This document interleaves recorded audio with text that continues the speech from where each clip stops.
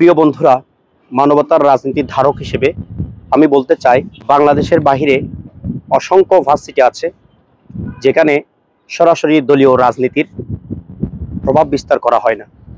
ক্যাম্পাসগুলো দলীয় রাজনীতির প্রভাব মুক্ত থাকে, যার ফলে সেখানে একটা শিক্ষার পরিবেশ থাকে। কেবলমাত্র বাংলাদেশেই বিশ্ববিদ্যালয়গুলোতে আমরা দেখতে পাই যে দলীয় রাজনীতির প্রভাব বিস্তার করা হয়। ক্যাম্পাসে দলীয় রাজনীতির শাখা গঠন করে ক্যাম্পাসে সাধারণ ছাত্র ছাত্রীদের উপর দলীয় রাজনীতির আধিপত্য বিস্তার করার একটা অসুন্দর চর্চা চালু আছে। এখান থেকে মুক্তির জন্য সাধারণ শিক্ষার্থীরা প্রতিনিয়ত প্রতিবাদ করে যাচ্ছে। বিগত স্বৈর সরকারের সময়ও আমরা দেখতে পেয়েছি, যখন স্বৈর সরকারের পতনের ডাক দিয়েছেন, এর পূর্বে যে 9 দফা ছিল সেখানে স্পষ্টভাবে একটি দফা ছিল যে ক্যাম্পাসগুলো দলীয় রাজনীতির প্রভাব মুক্ত থাকবে। সরকার পতনের পরে যারাই এই দাবির সাথে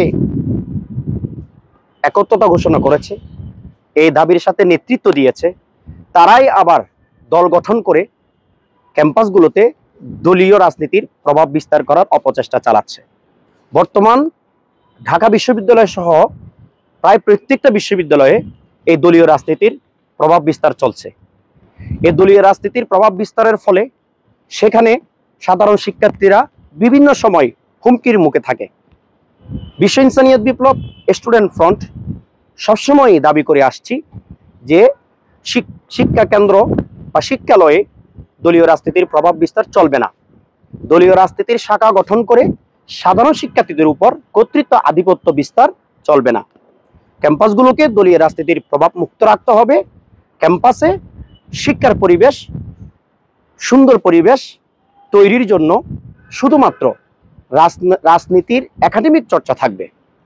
তাই আসুন, মানবতায় বিশ্বাসী আমরা প্রত্যেকেই যদি ঐক্যবদ্ধ হই, তাহলে সম্ভব এই বাংলাদেশের বিশ্ববিদ্যালয়গুলো থেকে, ক্যাম্পাসগুলো থেকে দলীয় রাজনীতি উড্ড করতে পারি।